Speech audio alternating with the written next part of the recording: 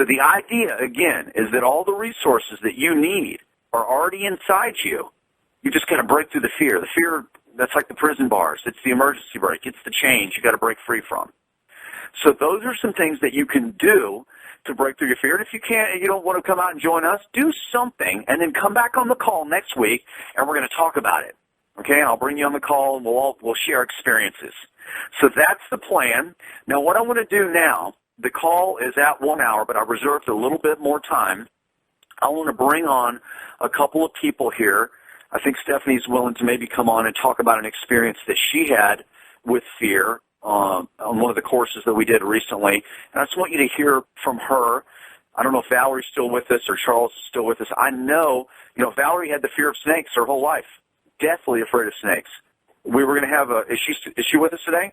Okay, great. And I don't know if they're willing to be on. I know you guys have got things to do, but if you're willing to stay on for a little bit of bonus time, I want to ask that you do that now. So, Stephanie, you want to go ahead and jump on the call here?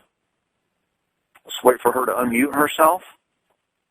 Hey, everybody, can you hear me? I can hear you fine.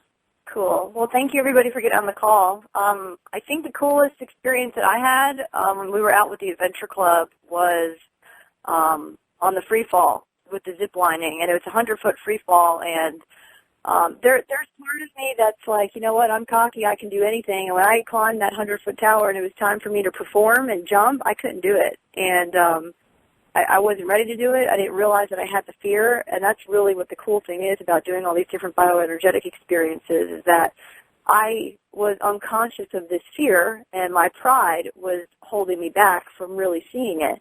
So I went up on the tower, and I couldn't do it. So I actually walked all the way back down the tower, and then this was in like the second week in December, and then around Christmas time or the week after, I'm like, you know what, I want to leap into the new year and face my fear. So we called the place, and we went back down and did a zipline adventure and had a lot more people show up, which was so awesome. And Scott rehearsed with me. We did the techniques and everything, and I walked up the tower. And, one of the things that was different, with the strategy was typically what I do is I like to go first, and instead I let everybody else go first, and it was because I was scared. It wasn't because, I was doing them a favor, but it was because I was scared. So this time, I changed the strategy. I went right after Scott, and eventually, I jumped. I jumped off. I went off a little bit different than I originally rehearsed, but the cool thing that I learned about that was, you know what, I might not do it exactly as I rehearsed, but the bottom line is I did it. And where I can use that in picking up the phone and calling people or speaking my truth, and it might not come out exactly as I want it to, but it's going to come out, and I'm still going to achieve the outcome that I desired. So it was really awesome. I got a ton of support. So I hope to see you guys maybe out. We're doing the free fall this Sunday, so if anybody's interested in coming out to zipline with us, you can check out. We have a Facebook event page. So thank you, Scott. Yeah, thank you, Stephanie. And can you hear me now? Yeah. Okay, great. Just want to make sure I didn't mute myself out there. So that was an amazing experience to watch Stephanie and break through her fear. Now, when you go back out, there's not going to be any fear that's going to hold you back this time at all, right?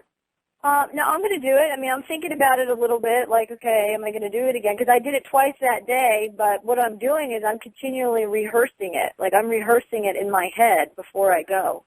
So activating the support principle and putting it out there, no, I'm definitely going to do it. So.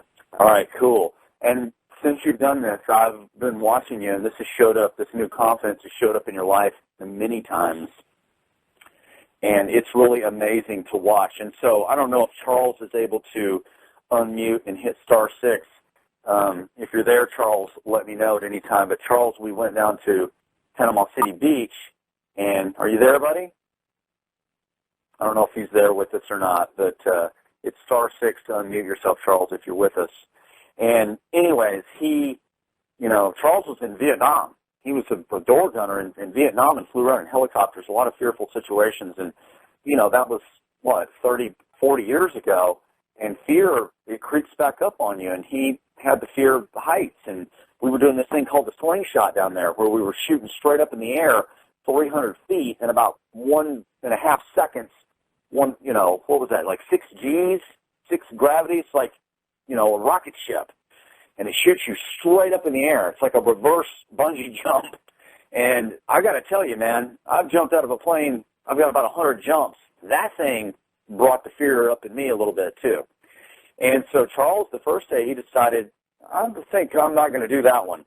And we went back to the condo that night. We did a few techniques. We did some strategy. We went out the next day, and he did it. So that's what happens a lot of times is you've got to bump up against what you're afraid of. And because that's one of the main problems I see is people are unconscious of their fears. I see so many people that say, oh, I'm not afraid of anything. Their life is filled with fear. They're afraid of what people will think. They're afraid of what people will say. They're afraid of failure, and they don't even realize it. If anybody tells you, I'm not afraid of anything, those are the people that usually have the most fear in their life. And if you're one of those, I just want to let you know it's okay to admit you've got the fear. We all have it. We're human beings. If you're breathing and you're alive, fear is a constant. It constantly creeps into your life. So, I don't know, is Valerie still with us? Is Valerie Taylor? Is she on the phone? This is Charles. Can you hear me? Oh, okay, Charles. Well, so just stay with us, Valerie. And so, Charles, did you hear everything that I was describing? Yes, I did. And I thought about the second day. I thought about, if I don't do this, slingshot ride, I'm going to let myself down. I'm going to be disappointed. I'm going to have these stories in my head that I was chicken, too afraid. And so I made a decision to step through it and get enough courage to go up to this crazy ride, the slingshot. And afterwards, after I did that, I got a huge shift. And this you also got to do something else down there too. You went on the parasail the next day too, didn't you? Yeah, the parasail was amazing. But I'm skydiving this Friday, and right now I can feel anxiety and fear coming up. And all I know is that I've made a decision to do it. And I think the secret to breaking through your fear is just getting enough courage to do it anyway. And I'm going out that door, and I'm going to do it. It's going to be amazing. And your daughter's coming, too. It's going to be her first jump as well. Yeah, and if there ever was an Army Ranger brigade for women, she'd be one of them. That's cool. I can't wait. I met her one time briefly. She was pretty busy, but I look forward to spending some more time with both of you on Friday. Cool. I'm looking forward to it, too. Thanks. All right, so real quick, folks, did you hear what Charles emphasized? He said, make a decision. You remember back earlier in the call, I said there's 3 things that have to happen. Number 1, you have to admit. You have to admit where your life is because you've been living in fear. Number 2, you've got to accept responsibility.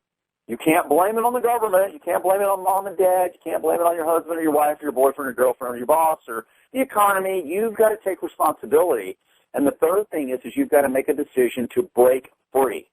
That's the third thing you got to do. And the fourth thing is you've got to actually do it. You can't just sit around stuck in your head. You've got to actually do it. So the next person I want you to hear from is Valerie Taylor, and she came around about in September of 2010 to our group. And when I said in January of 2011, we started planning a big revolution workshop for the New Year's.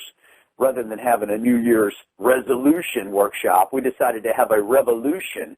And I said to help people break through their fear, we're going to bring in a little exercise, a little prop. It's going to be a snake.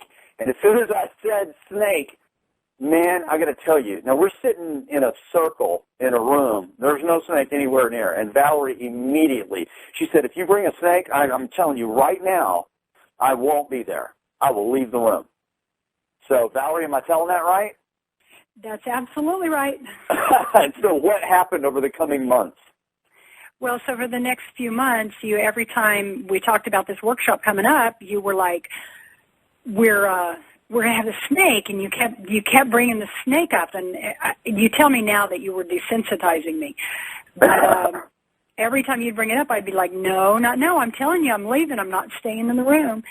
So the workshop came, and I still remember Jason coming down the aisle with the snake, and I was way over, and I was helping facilitate the workshop, but, man, I got way over to the edge of the room, and I was like, okay, I'm not. Well, it wasn't very much longer, and I kind of got up behind the snake, and I touched him, and, well, first of all, once I realized the snake had a name, his name is Nico, and he's about probably, 10 feet long, yellow Burmese albino python, and he's beautiful. But he's got a name, and his name is Nico, and I figured, you know what, any snake that has a name can't be all that bad. Right. So I touched him, and he's actually warm and soft, and he felt really nice. And I touched him again and again and again, and so by the time that segment was over, in the back of the room, Jason had the snake, and it wasn't long before I was up, and I touched him closer to his head, and it was pretty cool. Then at the end of the workshop, Scott loves to tell this story how Yeah. Go ahead, Scott. I'll let you tell it. Can I tell this part? Yeah, I love it. I love telling this part because I got to tell the emotion is like we had this long, exhausting workshop. We had a fire walk scheduled, and the county fire department came out, and for the first time ever in almost 50 fire walks, never had a problem. The fire department came out, and they put the fire out. And it just kind of really rained on our parade, and everybody was kind of down. It was very difficult.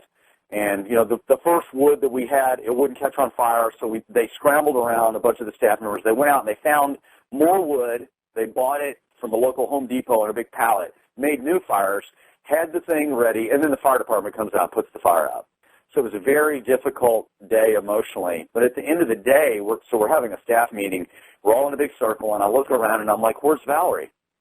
And I had a little anger in me. I was like, God, Valerie, come on. Let's get this meeting over with so we can review what happened and what's going to happen next. And somebody looked over at me, and they said, she's upstairs. I'm like, what do you mean she's upstairs? We all agreed that we're having a meeting right now, and I know everybody's tired and wants to get home. And they said, Scott, she's up there with the snake.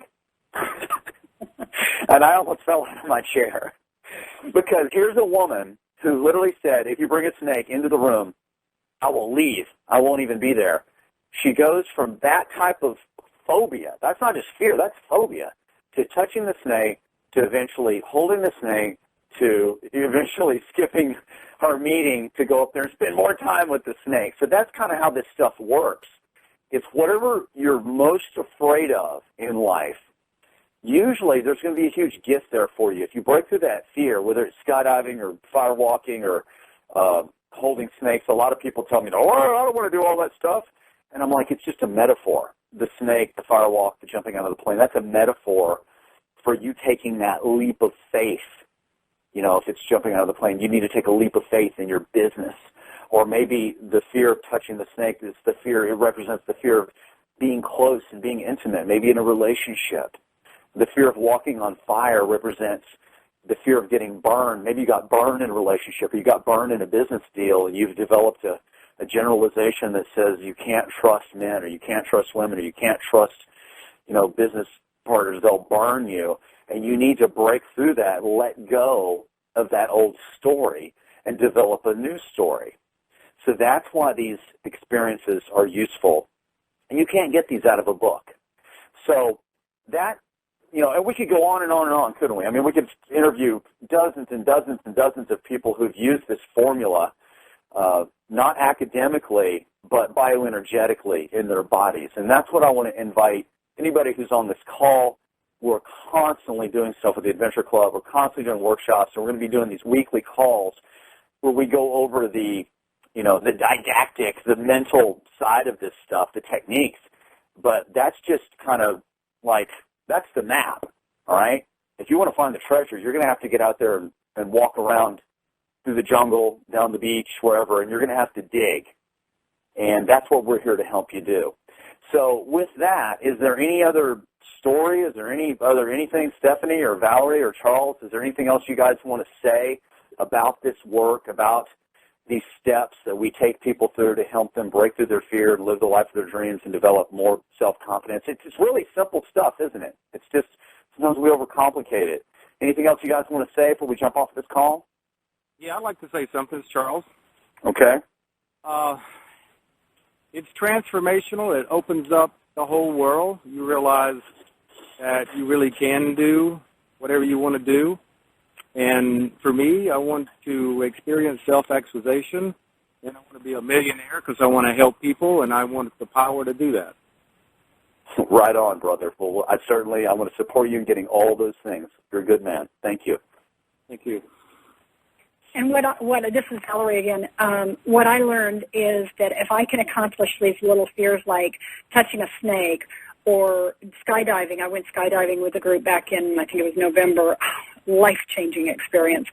Ziplining, just all the different things that we do. If I can do those things, then I can go out and